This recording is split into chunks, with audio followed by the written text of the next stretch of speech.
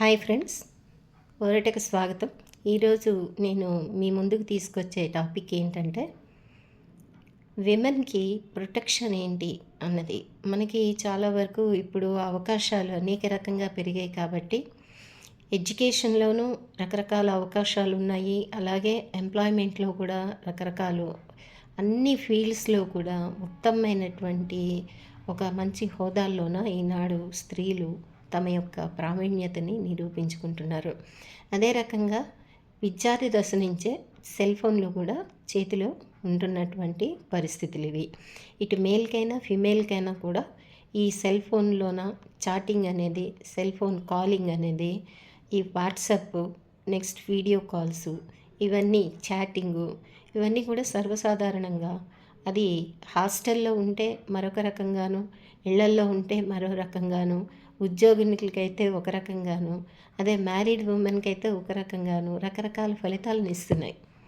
అయితే ఈ ఫలితాలు అనేవి అన్నీ మంచి అంటే మనం చెప్పలేం. మనకున్నటువంటి పరిస్థితులు ఏంటి, మనం హద్దులు దాటకుండా ఉన్నటువంటి పరిచయాలు, మనకు విజ్ఞానాన్ని పెంచేటువంటి పరిచయాలు, మనకి ఉన్నత స్థాయికి తీసుకెళ్ళేటువంటి పరిస్థితులు, తర్వాత మనకు రక్షణ కలిగించేటువంటి రిలేషన్షిప్స్, ఇవన్నీ ఓకే. మనకున్నటువంటి రిలేషన్స్ ఎలాగా మనకుంటాయి, మన ఫ్రెండ్స్, మన సర్కిల్, తర్వాత మన ఫ్యామిలీ, అలాగే మనకు తగినటువంటి మనకు సంబంధించినటువంటి పరిచయమైన వ్యక్తులు, వీళ్ళందరూ ఎప్పటి నుంచో మనకు ఉంటారు. కానీ కొత్త వ్యక్తులు మనకు పరిచయం అయితే అది ఎలా ఉంటుంది? కొత్త ఉద్యోగంలో జాయిన్ అయితే వర్క్ చేస్తున్నప్పుడు ముఖ్యంగా మహిళలకు అక్కడ ఈ మధ్య ఒక చట్టం కూడా తీసుకురావడం జరిగింది.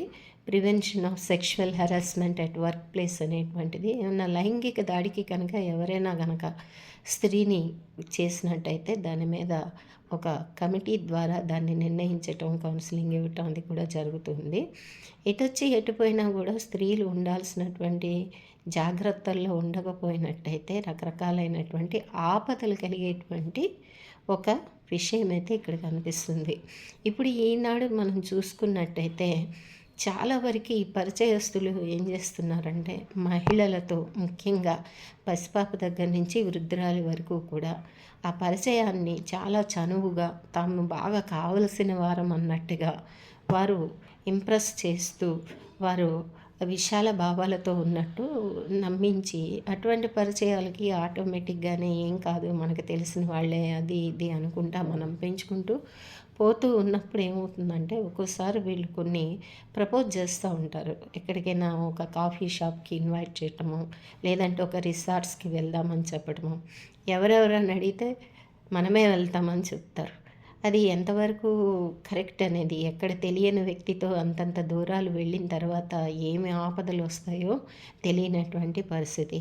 ఎన్నో హెల్ప్ లైన్ నెంబర్స్ ఉన్నప్పటికీ ఇంట్లో చెప్పకుండా ఎక్కడో అక్కడికి ఫ్రెండ్స్తో కలవటం, తిరగటం, బైకుల మీద వెళ్ళటం, లాంగ్ డ్రైవ్లోకి వెళ్ళటం, బైకుల మీద డ్రాప్ అవ్వటం, ఇవన్నీ కూడా పరిస్థితులు గమనిస్తున్నవే.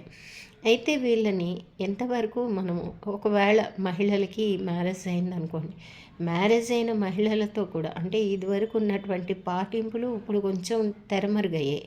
ఎట్లా అంటే మహిళలు అది అందరి మహిళల వయసు ఏ వయసు ఉన్నప్పటికీ కూడా ఒకే తీరులోన వ్యవహారం అనేది నడపటం అనేది ఈ రోజుల్లోన చాలా చాలా ప్రధానమైపోయింది.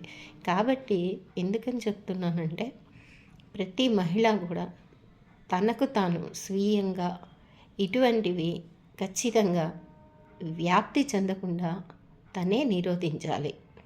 ఏ రకంగా అంటే ఒకవేళ ఎవరైనా మీతో పరిచయం అయ్యి వాట్సాప్ నెంబర్ తీసుకొని దానిలో చాటింగు, హద్దులు మించి చాటింగు, చనువు పేరిట చాటింగు, ఇటువంటి రాత్రి దాకా చేస్తున్నట్టయితే, మీరు ఇంట్లో కనుక ఉన్నట్టయితే ఇంట్లో వాళ్ళకి ఇబ్బంది, లేదా మీరు హాస్టల్లో ఉన్నట్టయితే హాస్టల్లో మీకే ఇబ్బంది. రాను రాను పోను పోను మీకు ఇబ్బంది అనేది ఏర్పడుతుంది. అందులోంచి బయటికి రాలేనటువంటి పరిస్థితి వస్తుంది. ఆ వ్యక్తితో పాటు ఇంకెంతమంది వ్యక్తులు ఉంటారు, ఎవరు ఫ్రెండ్స్ ఉంటారు కూడా మీకు తెలీదు. ఎవరెవరో పరిచయం అవుతారో ఎక్కడెక్కడికో మీరు అలా అలా వెళ్ళిపోతూ ఉంటారు. కాకపోతే ఇక్కడ మీకు ఈ వాట్సాప్ నెంబరో, ఈ ఫోన్ నెంబరో షేర్ చేసిన తర్వాత ఇద్దరు వ్యక్తుల మధ్య అంటే మీకు ఆ పరిచయమైన వ్యక్తికి మధ్య మాత్రమే contact calling, WhatsApp, chatting, video calls ఇవన్నీ జరుగుతూ ఉంటాయి. జరుగుతున్నప్పుడు ఇప్పుడు అనేక మోసాలు జరుగుతున్నాయి. అది కూడా మీరు తెలుసుకోవాల్సినటువంటి అవసరం ఉంది. ఇందులో ఎక్కువగా సైబర్ క్రైమ్స్ అనేవి జరుగుతూ ఉంటాయి. అలాగే ఇంకా విపరీతమైనటువంటి ఇవి మార్ఫింగు అలాంటివి కూడా జరుగుతూ ఉంటాయి ఆడవాళ్ళ మీద. ఇంకా ఈ లాంగ్ డ్రైవ్ అన్న పేరిట ఎక్కడికో తీసుకెళ్ళటం, క్రైమ్ జరగటం మనం కూడా చూస్తూనే ఉన్నాం. ఫస్ట్ ఇటువంటి వాళ్ళు మీరు ఎక్కడికైనా వెళ్ళాలి అనుకున్నప్పుడు వాళ్ళ ఇంటికి ముందర తీసుకెళ్ళమని అడగండి.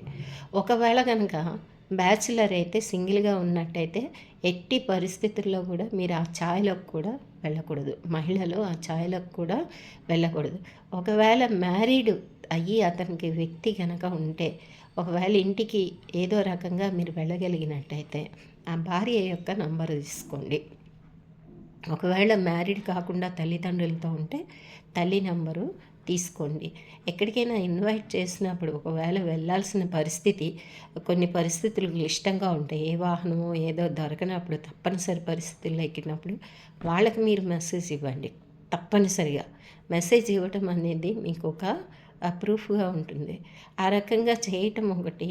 తర్వాత ఇంటికి వెళ్ళినప్పుడు మిమ్మల్ని ఏ విధంగా పరిచయం చేశారు, అక్కడ భార్య ఉంటే భార్యకి ఎలా పరిచయం చేశారు, బయట ఇదే వ్యక్తులు మీ తాలూకు మీ దగ్గర నుంచి మీ అభిమానాన్నో మీరు బాగా క్లోజ్గా ఉన్నామని మీతో అనిపించుకోవటానికో ఎంతో అపురూపంగా చూసుకుంటూ, బంగారం అనుకుంటూ, చిన్ని అనుకుంటూ, చిట్టి అనుకుంటూ మాట్లాడేటువంటి వ్యక్తులు ఇంటికి తీసుకెళ్తే ఎలా ఉందో ప్రవర్తన గమనించండి. వాళ్ళు అలాంటి మాటల జోలికి అసలే పోరు. మీతో చాలా టచ్ మీ నాట్ అన్నట్టు దూరంగా కూర్చొని ఉంటారు. అదే రకంగా భార్య కనుక ఉంటే ఒకవేళ భార్యకి ఆమెకి ఎటువంటి అనుమానం రాకుండా చాలా ఎంతో సభ్యతా సంస్కారం ఉన్న మనిషిలా మిమ్మల్ని పరిచయం చేసి కూరుకుంటారు. ఇక్కడ మీకు అర్థమైపోతుంది, బయట ఇంత అపురూపంగా చూసేవారు ఏం కోరి మీతో స్నేహం చేస్తున్నారో తప్పకుండా తెలుసుకోండి. ప్రతి ఒక్కరికి కూడా ప్రొటెక్షన్ అవసరం, అలాగే హ్యూమన్ రైట్స్ కూడా చాలా అవసరం. వాళ్ళు దాదాపు తమ ఉద్యోగాలు తాము చేసుకుంటూ స్వేచ్ఛగా ఉన్నతంగా అభివృద్ధి పదం వైపు వెళ్ళడం ప్రతి ఒక్క మహిళకు కూడా అవసరం. కానీ ఇలాంటి అవాంతరాల వల్ల చాలా వరకు మహిళలు వీటిల్లోకి వెళ్ళటం వల్ల నష్టం జరిగి కష్టాలలో కూరుకుపోయి ఒక్కోసారి ప్రాణాలు కూడా పోగొట్టుకుంటున్నారు. ఇది మీకు అర్థమైతే ఈ సూచనను లాజికల్గా ఆలోచించి 10 మందికి షేర్ చేయండి ఫ్రెండ్స్. ఇది నచ్చితే లైక్ చేయండి, సబ్స్క్రైబ్ చేయండి, షేర్ చేయండి. Thank you.